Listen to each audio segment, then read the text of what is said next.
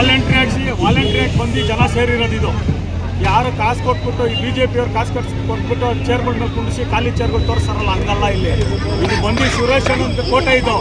ಈ ಸುರೇಶ್ ಅಣ್ಣನ ಕೋಟೆ ಭೇದಿಸ್ಬೇಕಂದ್ರೆ 2 ಗುಂಡಿಗೆ ಗಟ್ಟಿಗಿರೋರು ಅಂತ ಬರಬೇಕು, ಇಲ್ಲಾರ ಆಗಲ್ಲ. ಆಯ್ತಾ?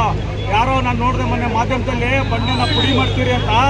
ನೀನು ಅನ್ಕೊಂಡಿರೋ ಬಂಡೆ ಅಲ್ಲಪ್ಪ, ಹನುಮ ಬಂಡೆ ಹೊಡ್ಯೋಕ್ಕಾಗ್ತಿರೋ ಹನುಮ ಎತ್ಕೊಂಬಂದ್ರಲ್ಲ, ಆ ಬಂಡೆ ಇದು. ಅರ್ಥ ಆಯ್ತಾ? ನೀವು ಹೊಡಿಬೇಕಂದ್ರೆ ಯೋಚನೆ ಮಾಡಿ ಹೊಡಿಬೇಕು. ಉಳಿ ಸುತ್ತಿಗೆ ನೀನು ಡೈನಾಮಿಕ್ ಇಟ್ಟರೆ ಈ ಬಂಡೆನೆಲ್ಲ ಹೊಡೆಯೋಕ್ಕಾಗಲ್ಲ ಅಂತ ಹೇಳಕ್ಕೆ ನಾನು ಇಚ್ಛೆ ಬಯಸ್ತೀನಿ. ಲೀಡ್ ಕೊಡ್ತೀರಾ ಸರ್? ನಮ್ಮ ವಾರ್ಡಿಂದ ಕನಿಷ್ಠ ಪಕ್ಷ ಇದು JP ಪಾರ್ಕ್ ವಾರ್ಡು, ನಾವೊಂದು 20,000 25,000 ಲೀಡರ್ಗೂ ನಾವು ಕೊಡ್ತೀರಿ ಅಂತ ಹೇಳಕ್ಕೆ ಇಚ್ಛೆ ಬಯಸ್ತೀವಿ. ಸರ್, ಈ ಚುನಾವಣೆಯಲ್ಲಿ ಕಾಂಗ್ರೆಸ್ಸಿನ 5 ಗ್ಯಾರಂಟಿಗಳು ವರ್ಕೌಟ್ ಆಗುತ್ತಾ ಅಂತ? 100% ಎಲ್ಲ ಫಲಾನುಭವಿಗಳು 5 ಏನು ನಮ್ಮದು ಸಿಸ್ಟಮೆಟಿಕ್ನ ಸಿದ್ದರಾಮಯ್ಯನವರು ಕೊಟ್ಟಿದ್ರು ಅದನ್ನು ಇವತ್ತು ಎಲ್ಲರೂ ಫಲಾನುಭವಿಗಳು ಅನುಭವಿಸ್ತಾ ಇದ್ದಾರೆ. ಇಲ್ಲಿರೋ ಭಾಗದಲ್ಲಿ ಇರೋಂಥ ಎಲ್ಲ ಮಿಡಿಲ್ ಕ್ಲಾಸು ಕೆಲ ವರ್ಗದವರು ಇದ್ದಾರೆ, ಎಲ್ಲರೂ ಚೆನ್ನಾಗಿ ನಡೀತಾ ಇದೆ. ಆದ್ದರಿಂದ ನಮಗೆ ಅನುಕೂಲ ಆಗುತ್ತೆ ಅಂತ ನಾನು ತಿಳ್ಕೊಂಡಿದ್ದೀನಿ. ವಾರ್ಡಿನ ಮತದಾರರು ಏನು ಹೇಳ್ತೀರಾ ಸರ್?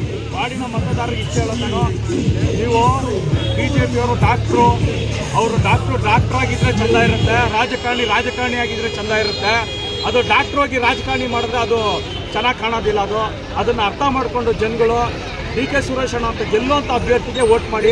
ಯಾಕಂದರೆ ನಾವು ಏನಕ್ಕೆ ಹೇಳ್ತೀನಿ ಅಂದರೆ, ನಾವು ಗೆಲ್ಲೋದಂತೂ ನಿಶ್ಚಯ ಆಗೋಗಿದೆ, ಆಲ್ರೆಡಿ ನಾವು ಗೆದ್ದಿದ್ದಾಗೋಗಿದೆ. ಆದರೂ ನಾವು 5 ಮೆಜಾರಿಟಿ ವೋಟಲ್ಲಿ ಗೆಲ್ಲಬೇಕು. ಯಾಕಂದರೆ ಇವತ್ತು ಕರ್ನಾಟಕಕ್ಕೆ ಏನು ಮೋಸ ಆಗ್ತಾ ಇದೆ, ಆ ಮೋಸನ ತಡೆಗಟ್ಟಬೇಕು ಅಂದರೆ ನಮ್ಮ ಸುರೇಶ್ ಅಣ್ಣ ಅವರು ಮೆಜಾರಿಟಿ ತೋರಿಸಿದ್ರೆ ಸೆಂಟ್ರಲಲ್ಲಿ ನಾವು ಆರಾಮಾಗಿ ನಮ್ಮ ಅನುದಾನಗಳನ್ನ ಬಿಡುಗಡೆ ಮಾಡ್ಕೊಬೋದು ಅಂತೇಳಿ